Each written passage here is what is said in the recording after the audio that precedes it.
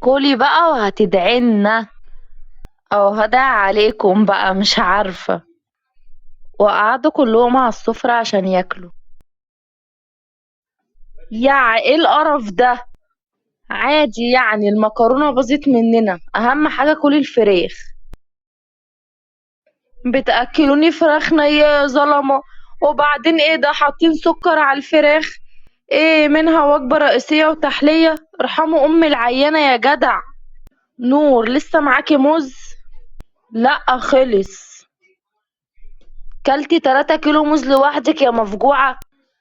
لا طبعا، كلت انا وابني.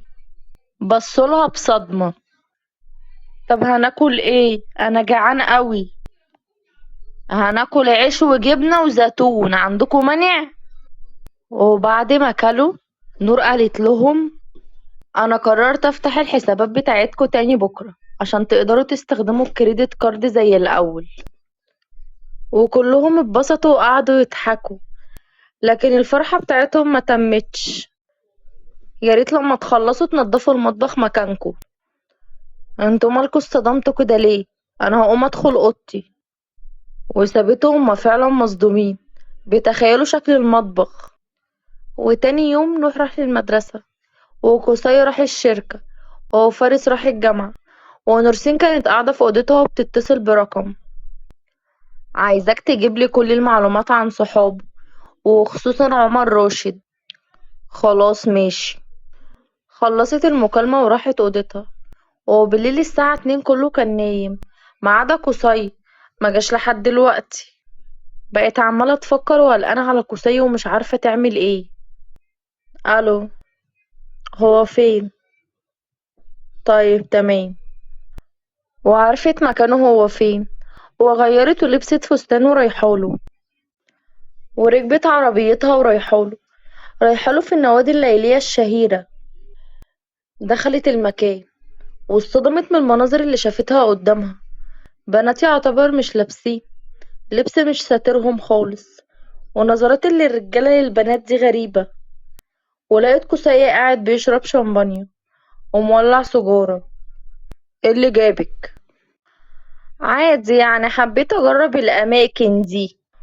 وطلبت منه انها عايزة تشرب اي عصير، وشربت العصير.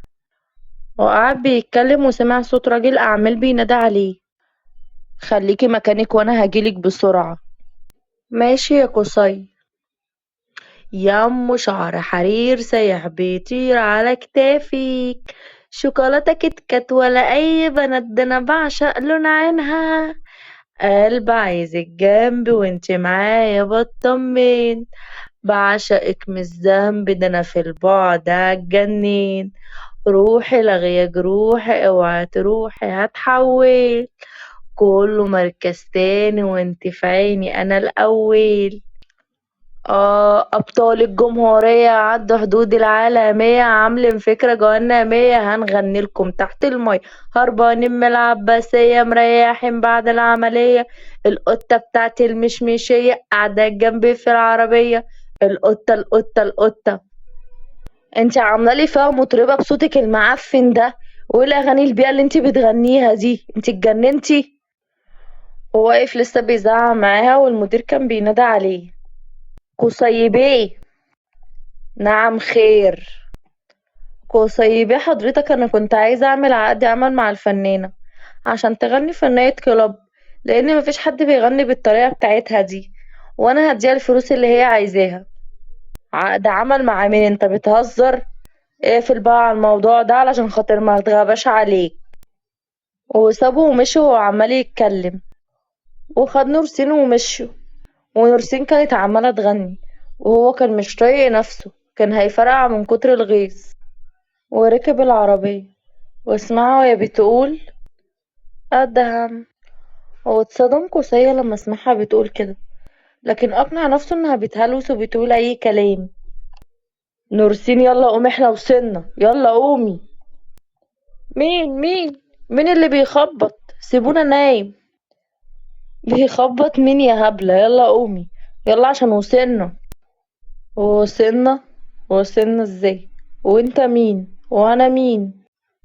اخيرا نزلتي. يا اختي كان يوم اسود يوم ما شربتي، كان لازم التفاصيل اللي فيكي دي ما كنت تسألي الاول على اللي بتشربيه، مش تبلعي كله مرة واحدة. وبعدين يلا خشي خشي يا اخرة صبري. وصحيت من النوم وهي حاسة بصداع جامد، ودخلت خدت دش وغيرت هدومها ونازلة لهم، ونزلت لقيتهم واقفين في المطبخ وبيعملوا الغدا بنفسهم. وكده خلاص هي قربت من تحقيق هدفها. أخيرا الفنانة صحيت. ما بلاش انت يا بتاع، انا شارب سيجارة بني. بصلها بغيظ، وهي بصت له بصة كده واستفزته، وقعدوا عشان يتغدوا. وفجأة تليفونها رن، ودخلت أوضتها عشان ترد عليه.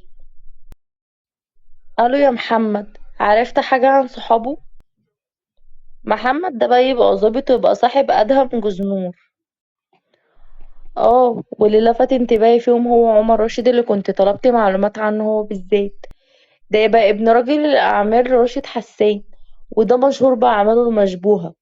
وكمان قدرت أعرف بمصادر الخاصة إن عمر ده مدمن مخدرات، وكان متفق مع واحد من زمايله إنهم يخلوا فارس مدمن عن طريق إن هما يدوله المخدرات دي من غير ما يعرف، لحد ما جسمه يتعود عليها وتبقى إدمان.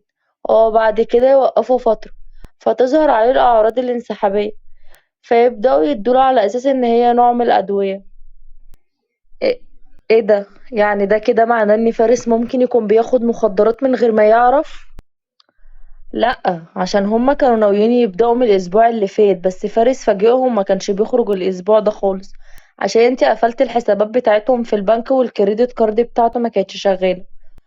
بالنسبة للشخص اللي كان هيساعد عمر فهو معاه، أما بالنسبة لبقية صحابه فهما بيستغلوه وبيعتبروه البنك المركزي ومفيش خطر من ناحيتهم.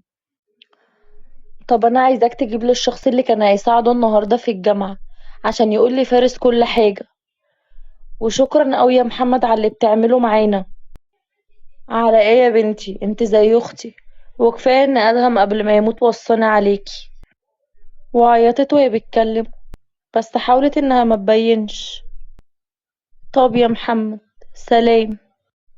وبعد ما قفلت فضلت تعيط، وكل ما بتفتكر ما بتقدرش توقف دموعها. هو كان حبيبها وجوزها وعشق طفولتها، وكان هو سندها عند وفاة أبوها وأمها، كان هو كل عائلتها. ولكنه للأسف مات وسابها بعد شهرين من جوازه، وهي بتبين للناس كلها إنها سعيدة دايما، لكن هي مفيش أي حاجة مخليها سعيدة، لكن دايما بالليل بتعيط وتفضل تفتكره.